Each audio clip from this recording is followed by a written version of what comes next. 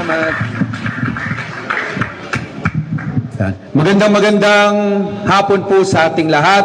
Hindi ko na po babatiin isa-isa lahat. Mayor Vico, Vice, hindi ko na Vice Dodot, hindi ko na babanggitin lahat. Mga konsehal, hindi ko na babanggitin.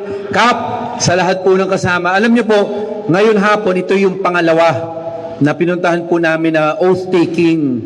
Sa totoo, sinasabi ko nga kanina sa likod kay Mayor Vico, kay Vice Dodot at kay Konsehal Kiko, na sa una po, late ako dumating. Galing po akong Bridgetown. Pagdating ko po doon, naabutan ko sila Mayor Vico, Vice Dodot, yung mga konsehal. Eksakto po ay may earthquake drill. Kaya pagdating ko, umabot pa ako eh. Pagdating ko, pagpasok namin, sabi sa akin ni Mayor, kung ikaw na lang di nagsasalita. So hindi ko narinig kung ano yung mga sinabi.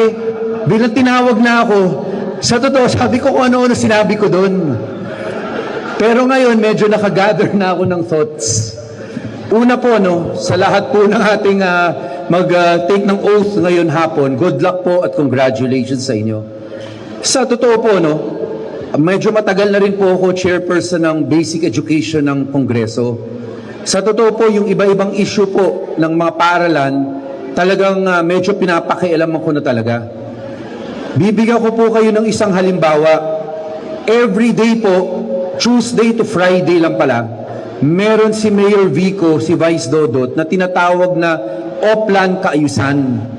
Umiikot po sila sa iba-ibang barangay, tapos doon po tinitingnan po yung mga kailangan ayusin, kamusta yung mga tao.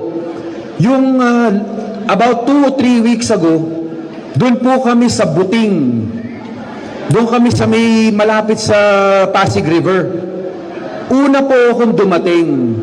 Pagdating ko po doon, may lumapit po sa akin na isang parent. Ay, nandito ba? Ay, nandito. O, eksakto. May lumapit sa akin na parent. At sinasabi po sa akin, sabi sa akin, Congressman, yung building po namin doon, tumutulo. Yun yung na-inaugurate po namin ni Mayor Vico noong panahon ng pandemic. So pagtapos po ng Oplan, dumiretso po ako doon. Hindi ko naabutan yung principal, pero nandun yung assistant principal. Pinakita po niya sa akin kung ano nangyayari.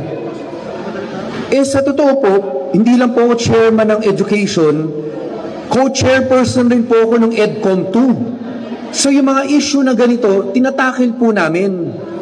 So last week o nung Monday, pinatawag ko po si SDS Gayola, si Ma'am Cheryl Gayola. Sinabi ko sa kanya, ano ang ginagawa ninyo sa mga MOOE ng ating mga eskwelahan? Kasi nag-check po ako sa GAE, sa budget. Ang bawat paaralan po natin, kasama ang bawat paaralan sa lungsod ng Pasig, merong MOOE.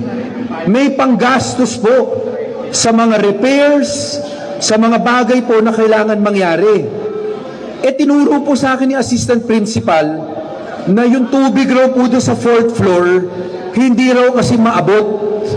Sabi ko nga kay Assistant Principal, kakagaling ko lang sa Oplan. Kasama ko lang si Mayor Vico, si Vice Dodot. Ano ba naman tawagan po yung city para magpatulong? Kasi yun ang problema eh. Ang problema